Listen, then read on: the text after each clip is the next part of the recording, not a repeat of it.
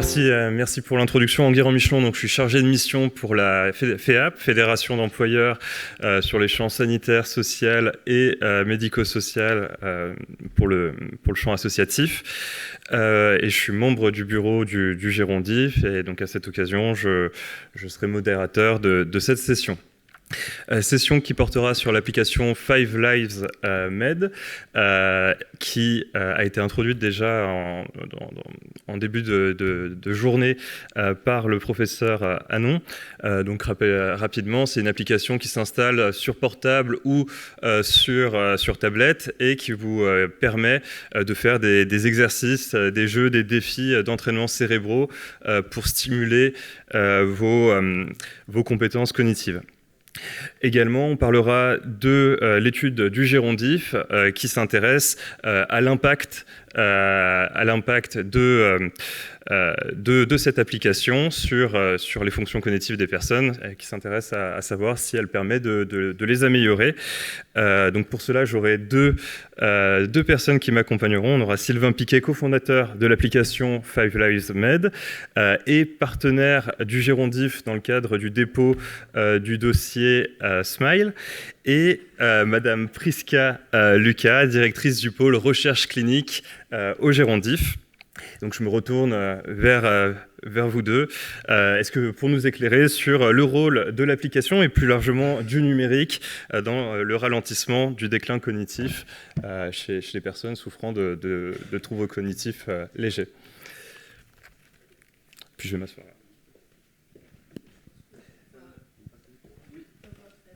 Présentation. C'est la switch qui permet de... Avec le micro.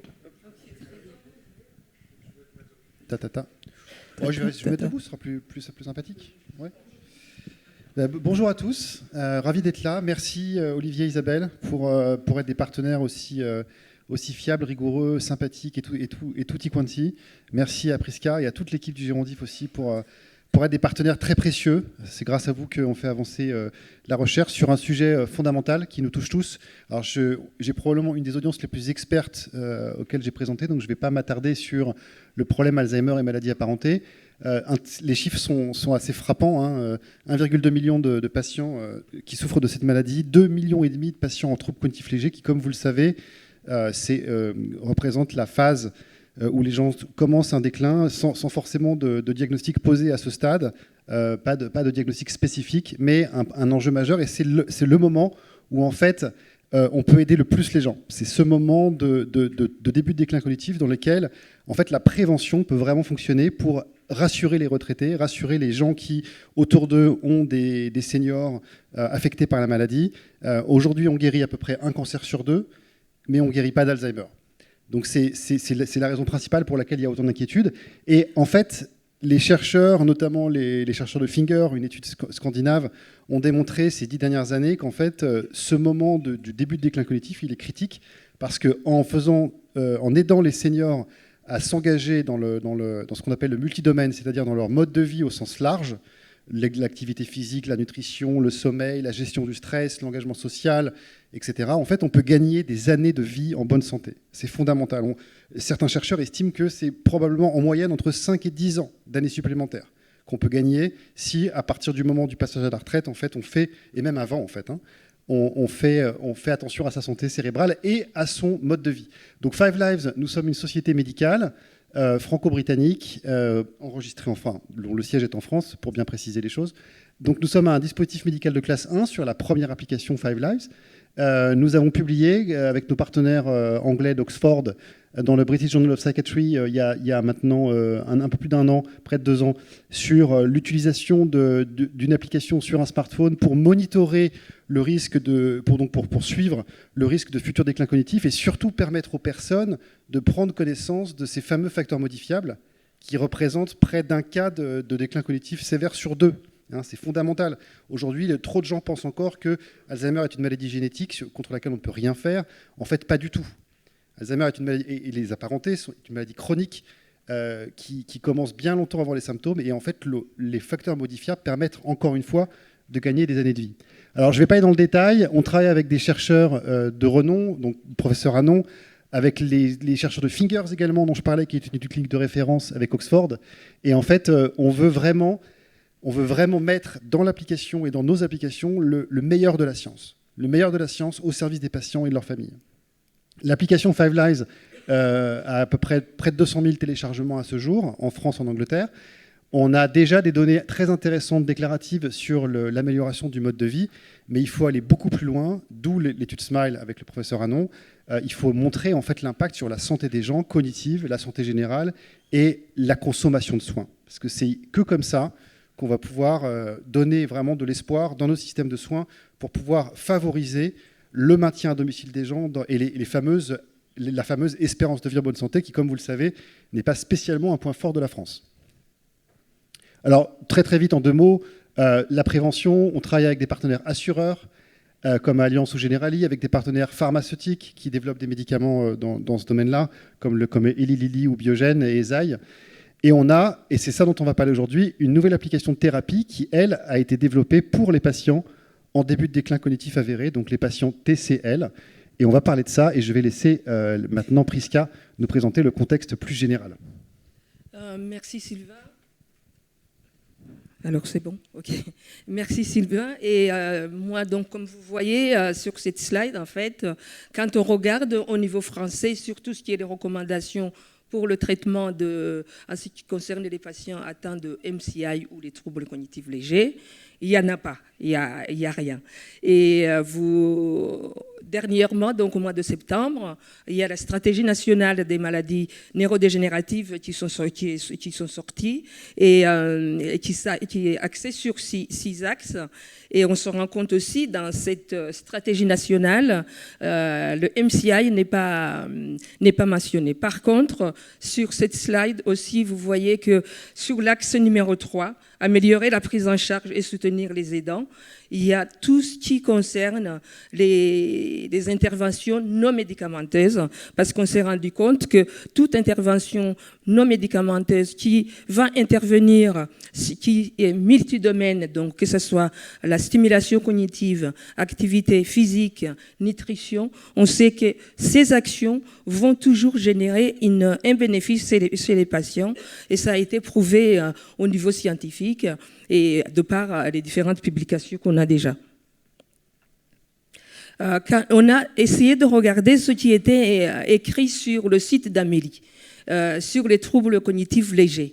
Et en fait, il est marqué, c'est de février de cette année, que c'est soit sous-diagnostiqué ou diagnostiqué à un stade qui est très avancé.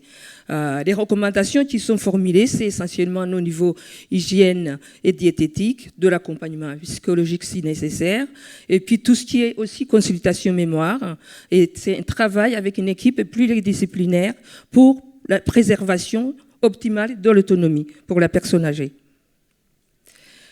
Vous savez aussi, par ailleurs, que les patients qui sont MCI ou avec des troubles cognitifs légers, on sait qu'un jour, il y aura un pourcentage qui va être converti, qui va progresser vers soit les maladies neurodégénératives, les grandes majorités vers Alzheimer, ou d'autres qui vont rester à l'état stable, et d'autres aussi, dans certaines conditions, on a observé qu'ils pouvaient aussi revenir à un état normal, donc réversion avec les tests qui sont effectués, qui reviennent à la norme.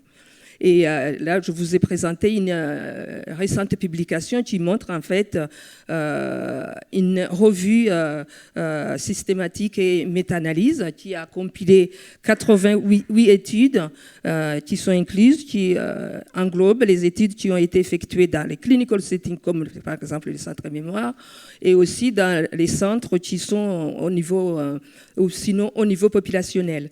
Et on se rend compte que dans cette revue, par contre, ils ont exclu tout ce qui était basé sur biomarqueurs parce qu'on s'est rendu compte que tous les centres ne disposaient pas de ces biomarqueurs. Donc, ils les ont exclus de cette analyse. Ils se sont rendus compte qu'au bout d'environ 5 ans, entre 27% au niveau populationnel et 42% sur tout ce qui est au niveau clinical setting, les patients y progressent vers les troubles neurocognitifs majeurs et essentiellement vers la maladie d'Alzheimer. Et environ 50%, donc, ils restent stables, et 9 à 28%, ils redeviennent normaux, donc il y a la réversibilité. Nous savons par ailleurs qu'il existe au niveau littérature beaucoup de preuves qui montrent que tout ce qui est activité multidomaine, si on intervient au niveau de plusieurs domaines, que ce soit stimulation cognitive, activité physique et tout ce qui est aussi gestion des facteurs de risque cardiovasculaire, ce qui est applicable pour tout ce qui est prévention de la maladie d'Alzheimer aussi est applicable pour le MCI. Là, j'ai répertorié beaucoup de publications, que ce soit des publications plus récentes de cette année et un peu des publications aussi anciennes. Je passe donc dans cette optique, comme l'a décrit Sylvain, il y a une application qui est 5LiveMed, qui a été développée, et on le verra plus tard, qui fait partie d'une investigation clinique pour montrer, essayer de trouver l'efficacité, c'est encore exploratoire, sur les fonctions cognitives de cette application. À toi la parole, Sylvain. Merci Prisca. Alors, je vais vous présenter rapidement 5LiveMed, que vous puissiez comprendre concrètement de quoi il s'agit. Alors, vous aviez raison, hein, il y a de la stimulation cognitive, mais pas que de la stimulation cognitive. Donc, c'est une application qui a été construite, qui a été testée, validée avec des patients dans des centres cliniques. Et plutôt que de vous assommer de mots, je vais vous laisser découvrir par une petite vidéo à quoi ressemble le produit.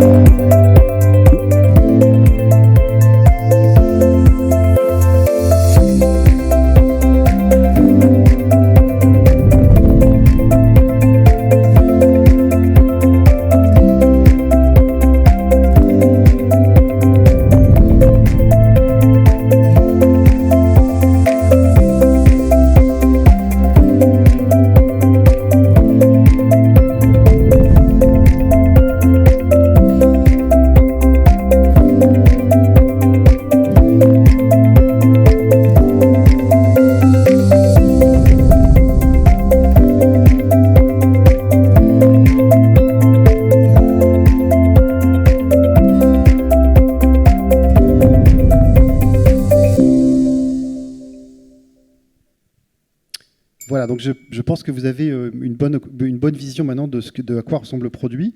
C'est évidemment la première version. On travaille constamment pour améliorer. Là, vous avez ici un exemple de ce que contiendra la prochaine version, c'est-à-dire qu'on aura maintenant des petits programmes vidéo qui permettront aux gens en fait, de faire des petites activités physiques adaptées sur les éléments les plus importants pour la prévention et le bien vieillir, qui sont évidemment le renforcement musculaire, les petits exercices d'équilibre, les étirements et des petits exercices cardio. Et on donnera de la flexibilité aux gens, on pourra s'adapter aussi à leur capacité physique, bien entendu. Donc voilà en quelques mots, l'application a été développée, comme je vous disais, avec des patients, dans un concept très simple, intuitif, avec une structure linéaire, avec un programme quotidien. On commence avec un petit peu d'activité physique et ensuite on passe sur les jeux cérébraux. Donc une expérience qui a été travaillée plusieurs fois et améliorée pour les patients. Alors évidemment, encore une fois, c'est une première version. Et évidemment, dans le trouble cognitif léger, il y a différents niveaux de dégradation. Et ça, c'est quelque chose qu'on prendra en compte, bien sûr, à l'avenir. Voilà, je vais maintenant laisser Prisca vous parler un peu plus de l'étude, parce que c'est ça, je pense, qui est le plus intéressant pour vous. Merci.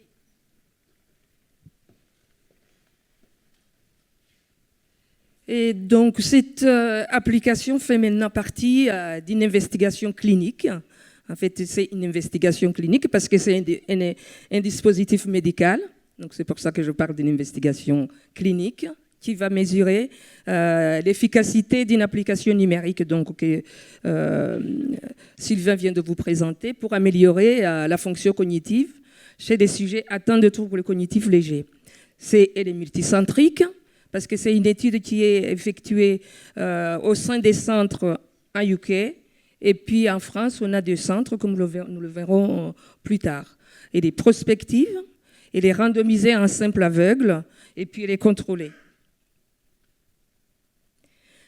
Et c'est comme objectif d'inclusion Peut-être que je regarde là-bas parce que c'est plus simple.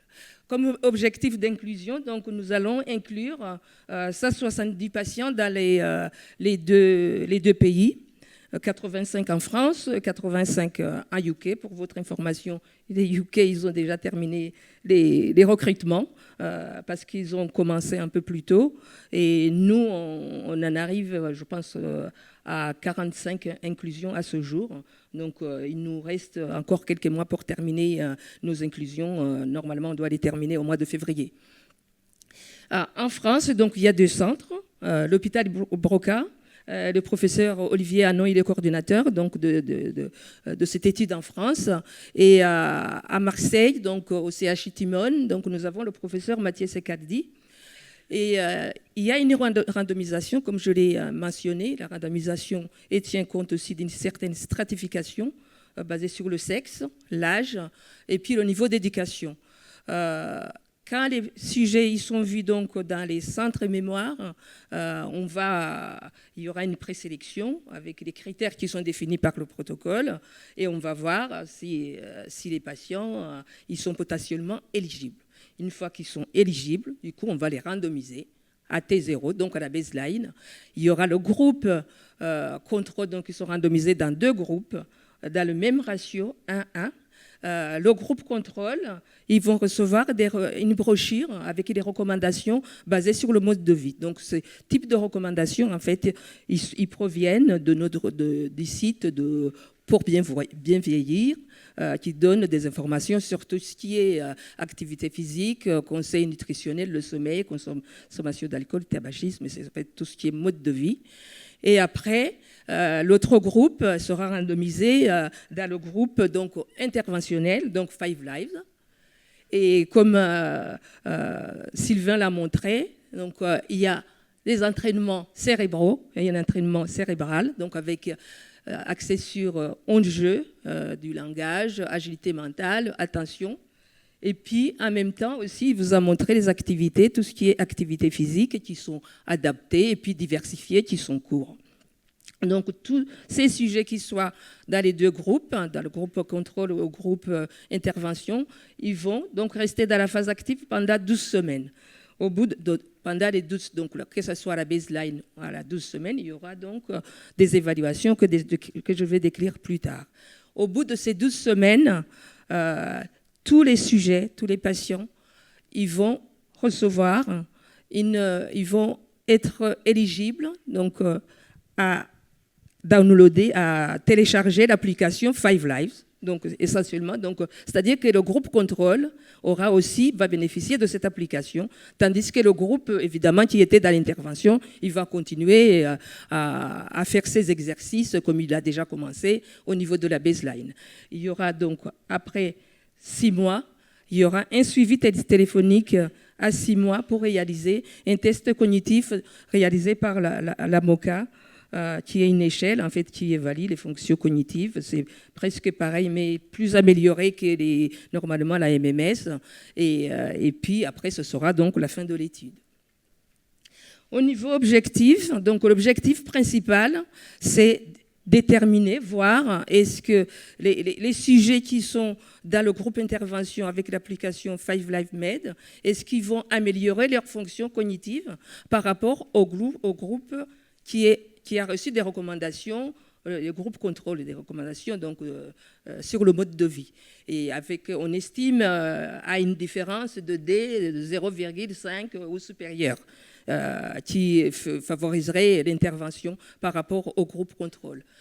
Nous avons aussi une multitude de critères d'objectifs secondaires.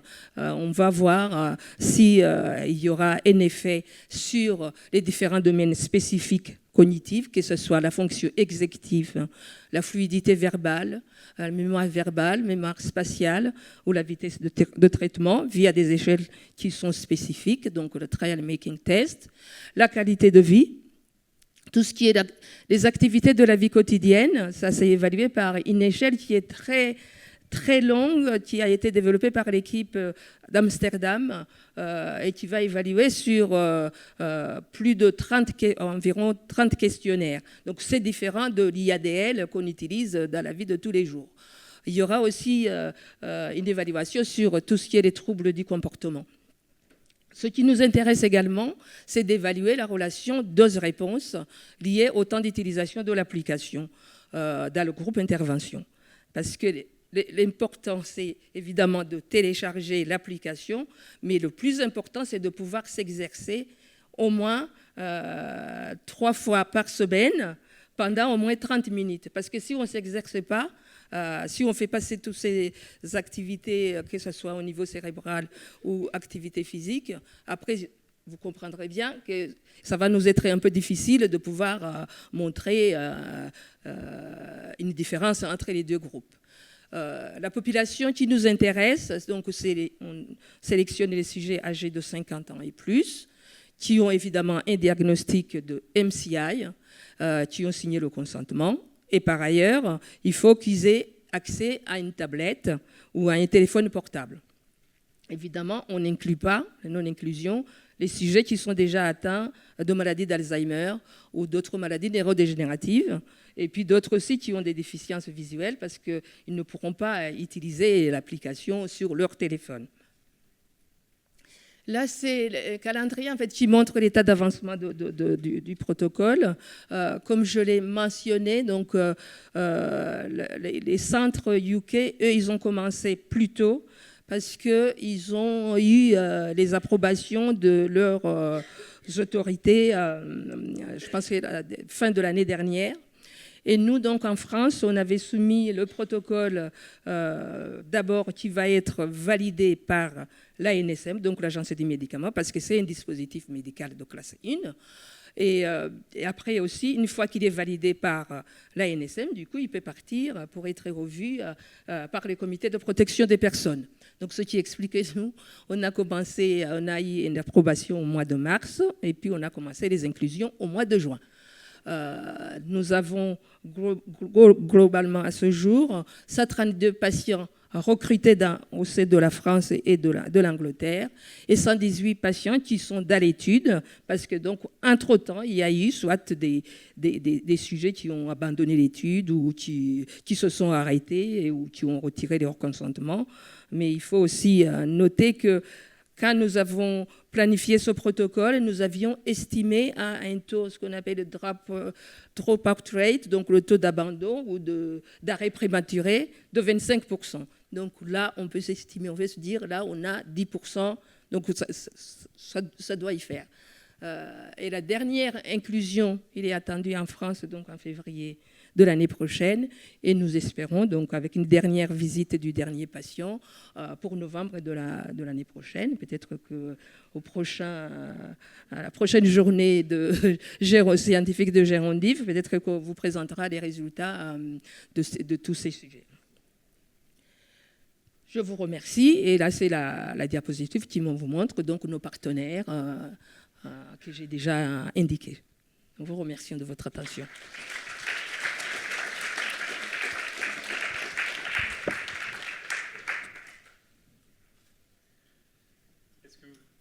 Le micro marche? Oui, c'est bon.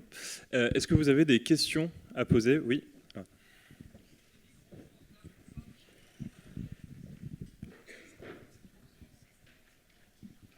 Merci sur cet exposé très intéressant. J'ai 2 questions très courtes.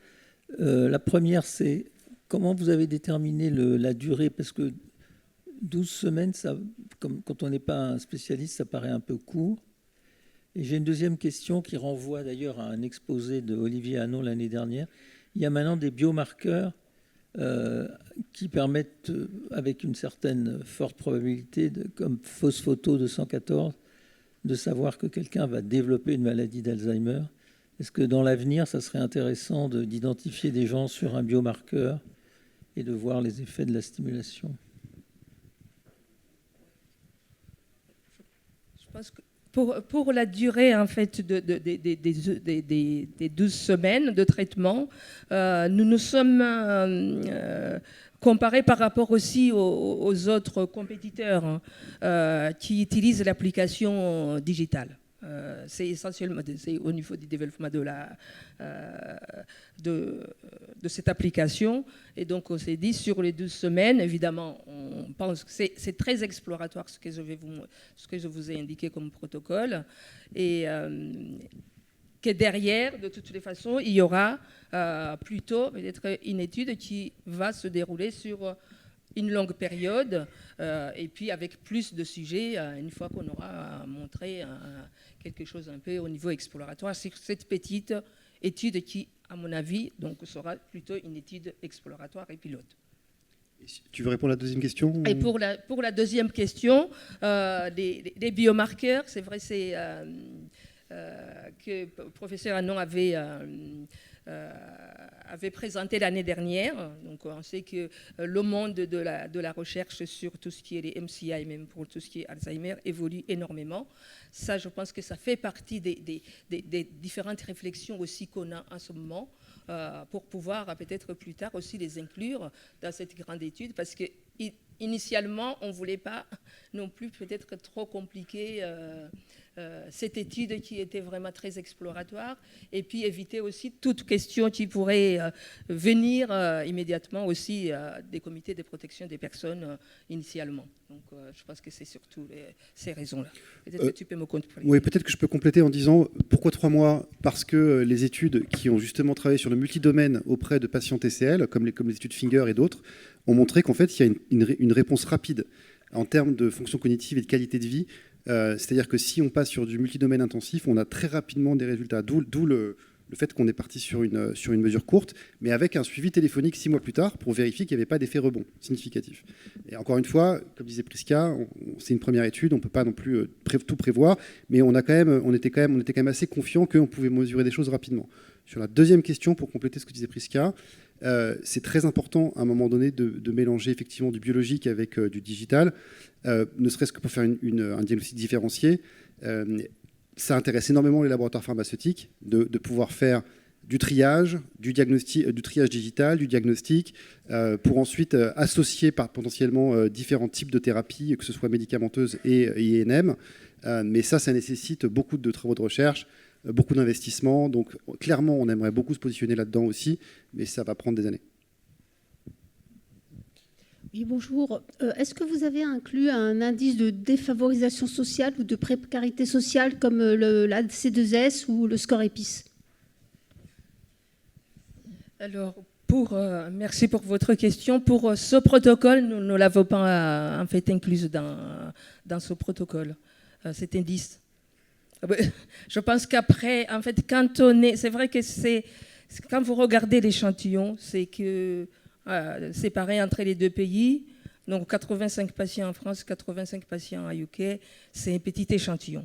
Et je pense que quand on va aller sur des grandes études, évidemment aussi pour montrer un effet plus grand, c'est à ce moment-là qu'on pourra inclure cet indice de précarité et en même temps aussi essayer aussi de suivre. Je sais que certains patients, certaines personnes qui ont aussi des difficultés au niveau numérique, il faudra pouvoir les accompagner. Et ça, c'est aussi un sujet qui nous tient à cœur parce qu'on l'a développé sur un autre projet sur lequel maintenant on a fait un appel à projet où on a répondu.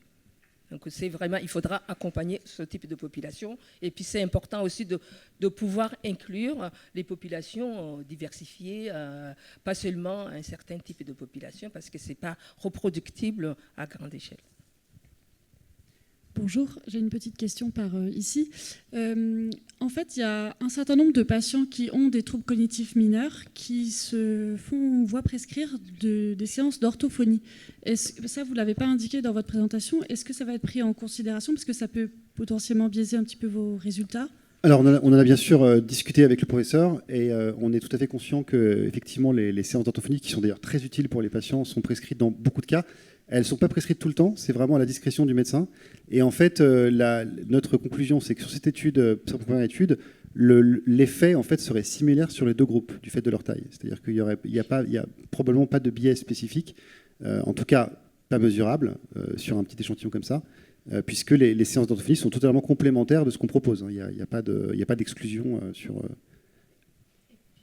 l'instant, c'est les légers. Et je pense que tout au début, je ne crois pas que dans les centres et mémoires, vous proposez systématiquement l'orthophonie dans ce type de population. Professeur Arnaud, je ne crois pas. Non, ce n'est pas vraiment quelque chose qui est proposé de façon systématique. Mais par contre, évidemment, les patients qui sont atteints d'Alzheimer à un stage modéré, je pense que en général, c'est systématique. Il y a cet élément-là. Et puis, deuxième élément, pour avoir parlé à pas mal d'orthophonistes, évidemment, beaucoup d'entre eux recommandent des applications d'entraînement cérébral. Donc, en fait, on pense vraiment que c'est très complémentaire et qu'à terme, sur des études plus grosses, on pourra mesurer cet effet complémentarité de manière plus précise. Mais on s'est vraiment dit que ce n'était pas un sujet majeur pour cette première étude. Comme c'est randomisé, ces deux groupes seront pareils. Bonjour, j'ai une question par ici. Déjà, je voulais vous remercier pour votre travail parce qu'on manque d'outils, clairement. Je suis psychomotricienne auprès de personnes Alzheimer et en MCI, donc voilà. Et j'avais une question. L'une des réalités quand même du domicile, c'est qu'on a beaucoup de retraités précarisés. Et votre application en version globale est payante. Est-ce que dans l'avenir, il serait envisageable de faire une version peut-être plus adaptée au niveau financier ? Alors, c'est une excellente question. Même si elle n'est pas très chère en soi. Hein. C'est une excellente question. Évidemment que ça nous tient réveillé la nuit, comme on dit en anglais. C'est-à-dire que notre objectif principal, c'est... on est une société médicale, donc on veut faire de la vraie science. Mais notre vrai objectif, c'est que le maximum de gens puissent avoir accès à ces outils. Le problème, c'est que... personne, en fait, en France, la plupart des gens ne sont pas prêts à payer pour ce type d'outils, surtout en prévention. C'est un peu différent en traitement. Donc, on a plein de travaux, de discussions. Par exemple, on est conventionné avec une des CARSAT dans le sud-est. Donc, on est proposé, à travers les évaluateurs qui vont visiter les seniors à domicile, ils peuvent leur proposer un financement de Five Lives, enfin, un financement, une utilisation gratuite de Five Lives, prise en charge par la CARSAT. Donc ça fait partie des choses qu'on travaille. Sur la partie traitement, on veut obtenir une approbation et un remboursement par la HAS, mais ça va prendre du temps, parce qu'aujourd'hui, autant la télésurveillance, ça commence à rentrer un petit peu dans les mœurs de la HAS, ça commence à être remboursé, autant en thérapie médicale numérique, ce qu'on appelle les DTX, c'est pas encore le cas. Donc le niveau d'exigence clinique est super élevé. Donc on travaille tous ces éléments-là en parallèle. On a aussi des partenaires avec les assurances qui sponsorisent l'utilisation de Five Lives pour leurs assurés. Donc on travaille vraiment toute cette notion de comment est-ce qu'on peut donner ces outils aux gens sans qu'ils aient besoin de payer. Donc voilà, on explore tout à la fois et toutes les idées sont bonnes à prendre. Bonjour, merci beaucoup. Alors, je vais un tout petit peu me présenter.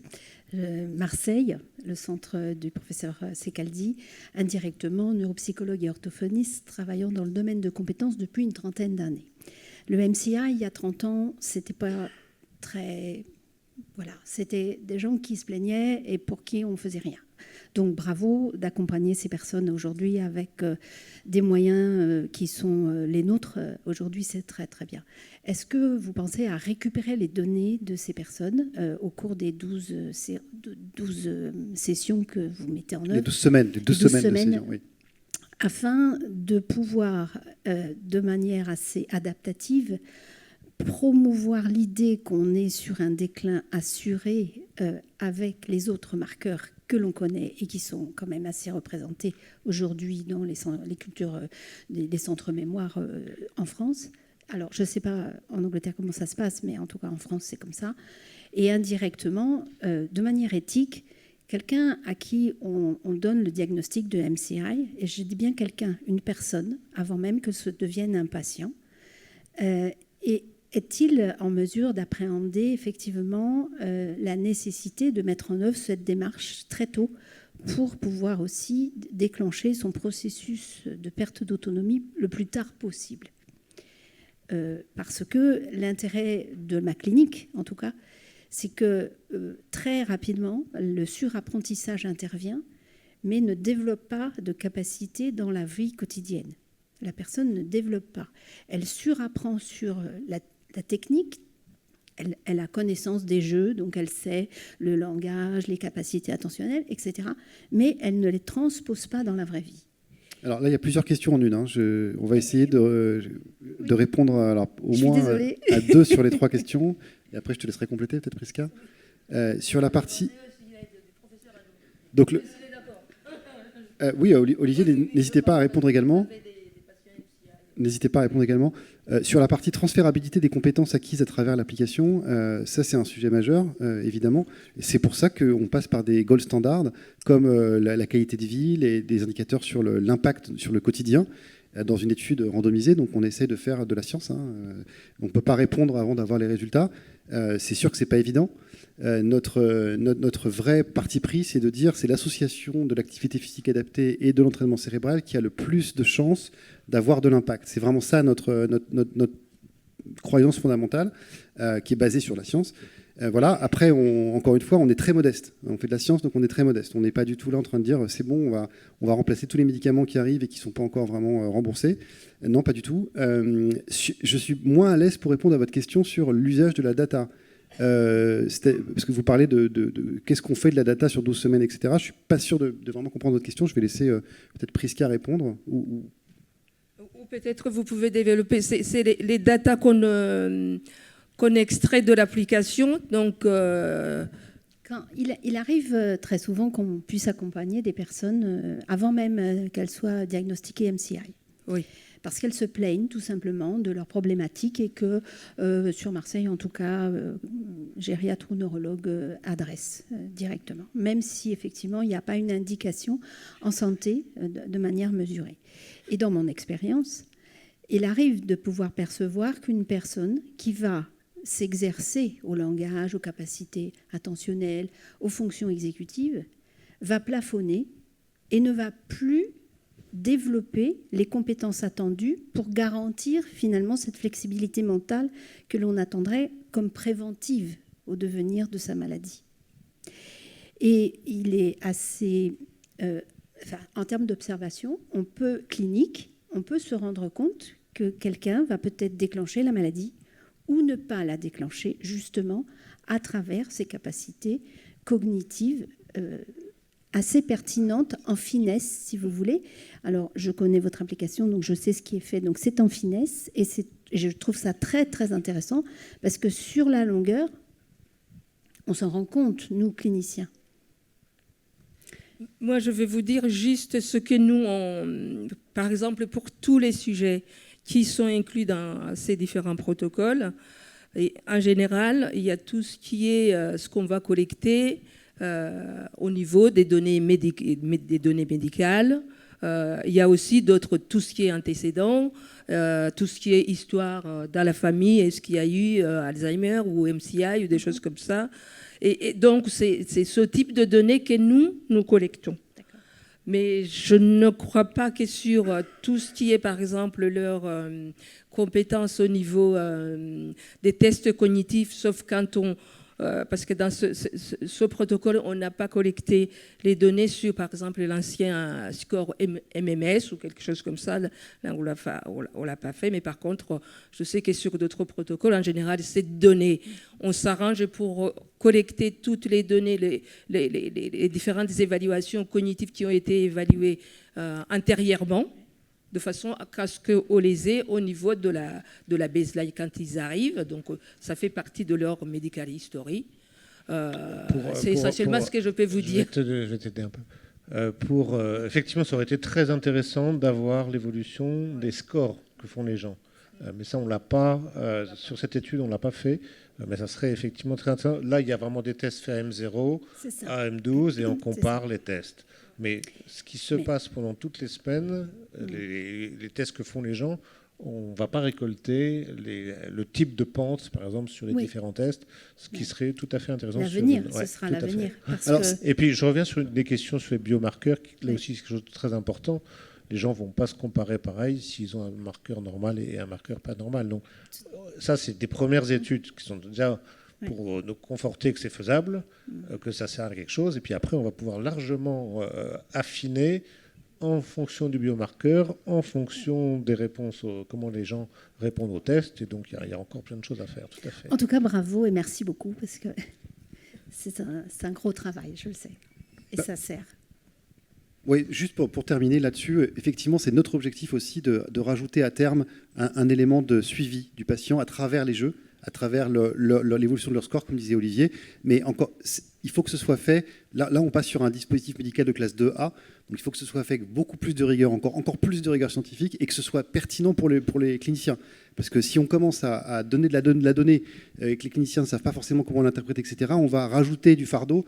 Donc, il faut être très prudent sur la manière dont on fait tout ça. Donc, c'est évidemment quelque chose sur lequel on veut travailler dans une deuxième étude, mais on est très loin de pouvoir le mettre en clinique. Est-ce qu'on peut prendre une dernière question ?